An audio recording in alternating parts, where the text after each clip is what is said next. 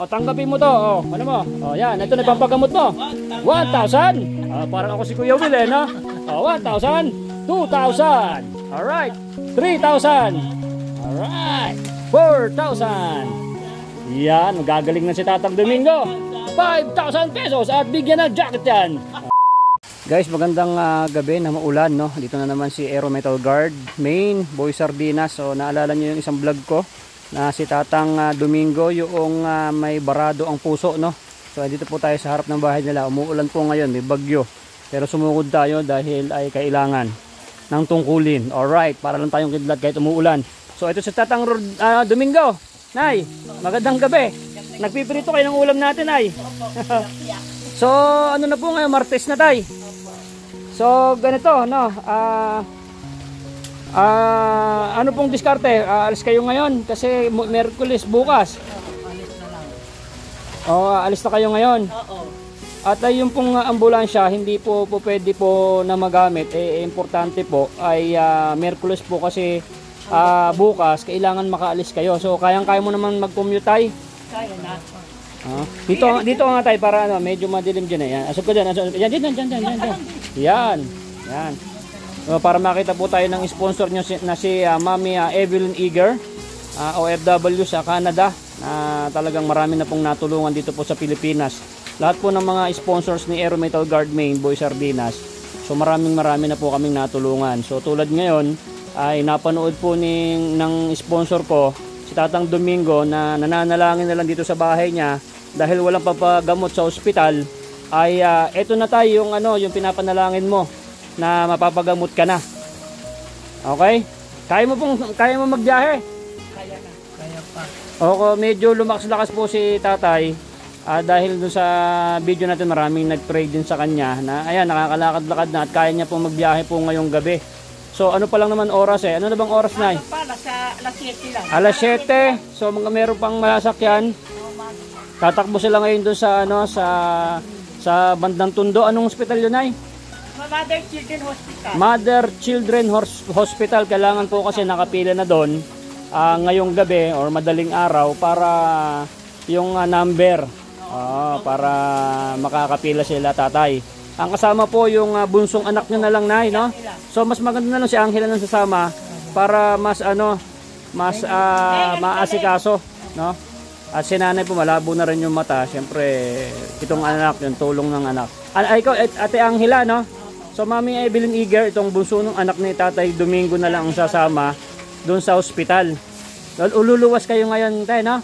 Para, kasi pagka hindi kayo lumuwas ngayon, alanganin next week na naman. Sayang yung oras, no?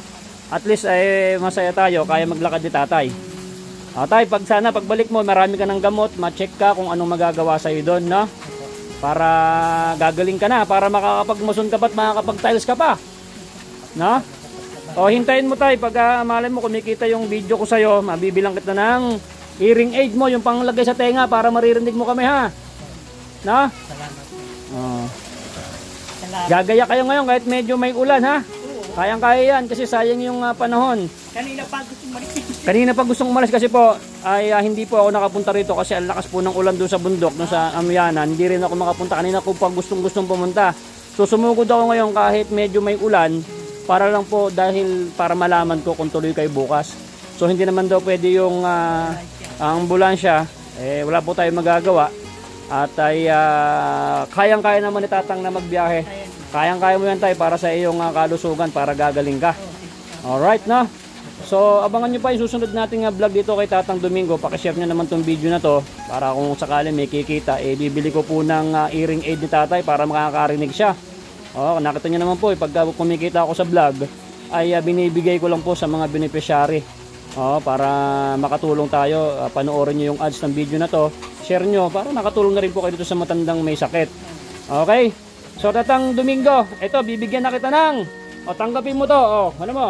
Yan. Ito na pampagamot mo. 1,000. Parang ako si Kuya Will, no? 1,000. 2,000. Alright. 3,000. Alright.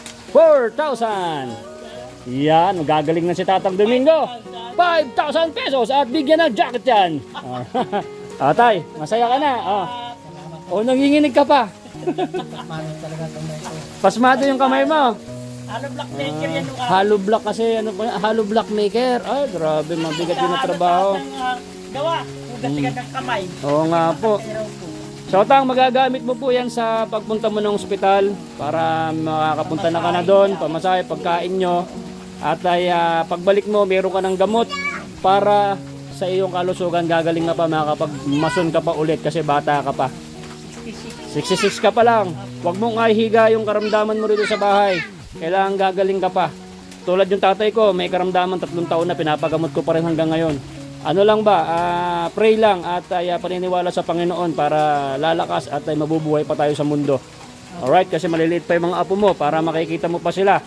Oh, ay si nanay, bata pa to, mag-aasawa pa to pag iniwan mo to. Oh, sige ka. Isang taon, Oh. 59 lang ako. Oh, 59 pa lang si nanay. Oh, may kabahan ka dyan pag iniwan mo to, ha? Oh, joke lang tayo, pinapatawa lang kita.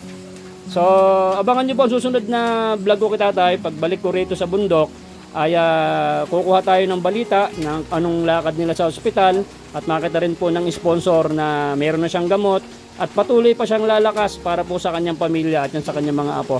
O na, tutuloy na ako at may bagit, baka ako naman ang magkasakit, ha? Ay, thank you. Ano po, tawag dito, pray lang din po tayo at mag-ingat kayo tayo sa inyong biyahe ngayong gabi. At good luck po at lagi po kayo magpe-pray.